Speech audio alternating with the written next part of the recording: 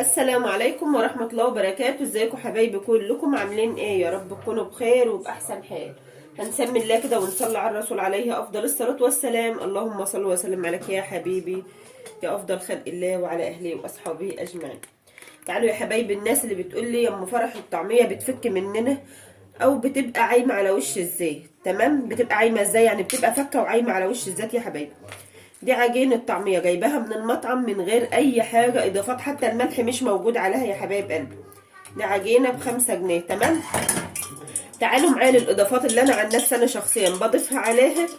إضافات حلوة جدا بسم الله ما شاء الله هتعجبك. معايا هنا معلقة من اللهم صل على النبي، من حبة البركة، تمام؟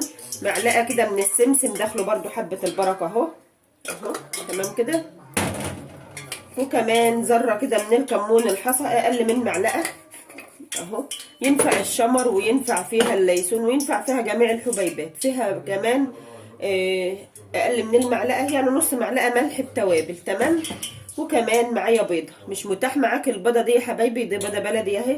مش متاح معاك البيضه ديت، اعملي بكربوناتو، بتبقى ذره كربوناتو ما تتشافش على وش اللهم صل على النبي، ما تتشافش على وش على بوز المعلقه، تمام اهو. هتدوبي اهم حاجه البيضه كويس جدا مع الطعميه، تمام. الطعميه بتاعتك فيها ملحها وفيها توابلها يا حبايبي، لان فيه مطاعم بتدي العجينه جاهزه من كله. وحابه تضيفي فيها تكات او تركات لك انت كده مثلا، ضيفي فيها اي حبوب انت حباه، تمام. لو جبتيها وباتت معاكي في الفريزر او موجوده معاكي شايلها في الفريزر وجات تطلعيها، نصيحة ما تعمليهاش وهي فيها برودة، طلعيها واعمليها بدرجة حرارة المطبخ وان شاء الله هتبقى كويسة معاكي. لقيتيها سايبة او مش متماسكة زي ما انت متعودة عليها، اديلها معلقة دقيق صغيرة كده او نص معلقة دقيق، المهم لم العجينة بها بتبقى زي الفل كده اهو. عملت العجينة بتاعتي وخلطتها بالبيض. وتعالوا معايا الزيت سخن اهو اهو. تعالوا ما نرفع نارنا اهو يا حبايب قلبي. بيبقى طعمه بسم الله ما شاء الله. طعميه الحبوب ديت بقى لو حابه كمان تديلها طعم اكتر، ابشري بصلايه صغنونه كده وضيفيها برده في عجينه الطعميه زي ما انا مقلباها كده وحطيها، بتبقى زي الفل. عمر ما الطعميه بتاعتك تفك معاكي. كمان البيضه دي بتديلها تماسك وبتربطها بسم الله ما شاء الله، غير معلقه الدقيق كمان، يعني بتبقى البيضه حلو. يعني الدقيق دي لو مش موجود معاك البيضه يا حبيبه قلبي اهي، تمام.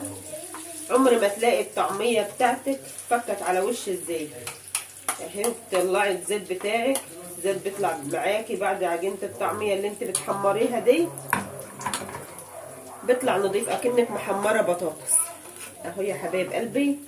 يعني اللي بتيجي معايا بتحس بالسوى عايمه على وش الزيت اهي، ومتماسكه اهي، متماسكه، ما هيش مفككه او حاجه اهو اهو يا حبايب قلبي. طريقه سهله خالص اهو. وكمان مفيش انضف من القلي هنا في البيت، بالذات الطعميه، يعني لان ذاتها ما بيبقاش نضيف يا حبايب قلبي اهو يا حبايب قلبي. شايفين الطعميه الزيت بتاعي اهو، ما فيهاش اي كلاكيع، ما فيهاش اي حاجه نازله خالص او اي فرافيت طعميه زي اللي بنشوفها ديت، لا والله هي زي الفل اهي. وطريقه حلوه ومضمونه ومعاكي للطعميه وطريقه صحيه كمان اهي. يعني الحبوب اللي حطيناها مع البيضه دي طريقه صحيه وبسم الله ما شاء الله. يا رب يبارك للجميع اهي. ربنا يجعلها يا رب جمعه الخير علينا وعليكم يا رب دايما في كل مكان حبايبي، عليكم جميعا جوه مصر وبره مصر اهي يا حبايب قلبي. بسم الله ما شاء الله اهي. الزيت بتاعي نضيف اهو، شايفين الطعميه